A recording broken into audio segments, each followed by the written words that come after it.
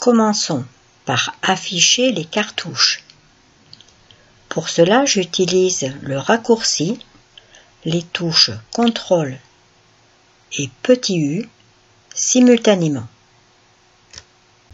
Et Home pour faire apparaître mon élément en grand sur mon bureau. Pour compléter le cartouche de cet élément qui est le corps, je vais dans le bandeau supérieur, je sélectionne Édition, puis Éditer. Pour inscrire le nom de mon élément, je fais T1 à côté du nom. J'enregistre corps, puis Entrée.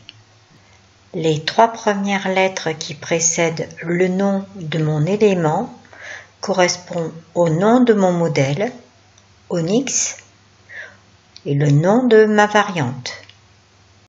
Puis T1 dans CDA.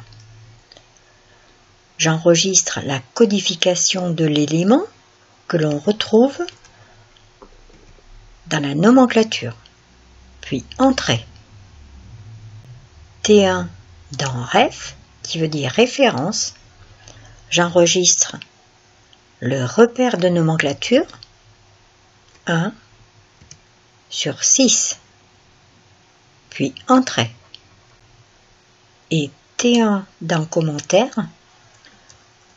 j'enregistre le nom de l'élément et le nombre de fois coupé, corps x 2. Puis T3 dans le vide.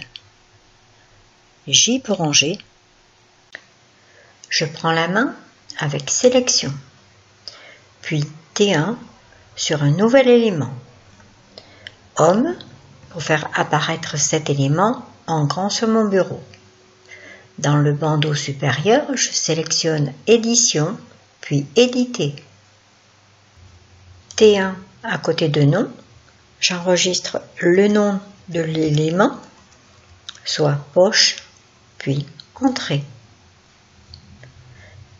T1 à côté de CDA, j'enregistre sa codification, puis Entrée. T1 dans Ref, dans Référence, j'enregistre le repère de nomenclature, 5 sur 6, puis Entrée. T1 dans Commentaire, j'enregistre à nouveau le nom de l'élément en entier, poche, intérieur, et le nombre de fois coupé, fois 1, puis T3 dans le vide, J pour ranger. Je prends la main, T1 dans le dernier élément, Home, Édition, Éditer, et je complète le cartouche. T1 dans Nom, et j'enregistre bande, fermeture.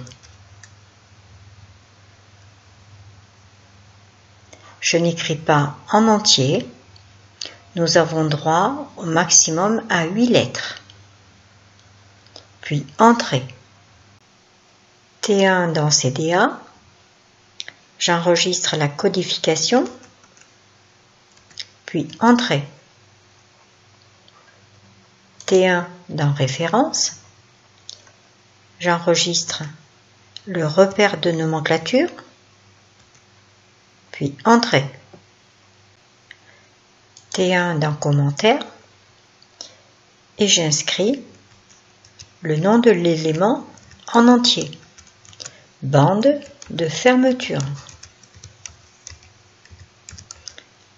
Et le nombre de fois coupé. Fois 1.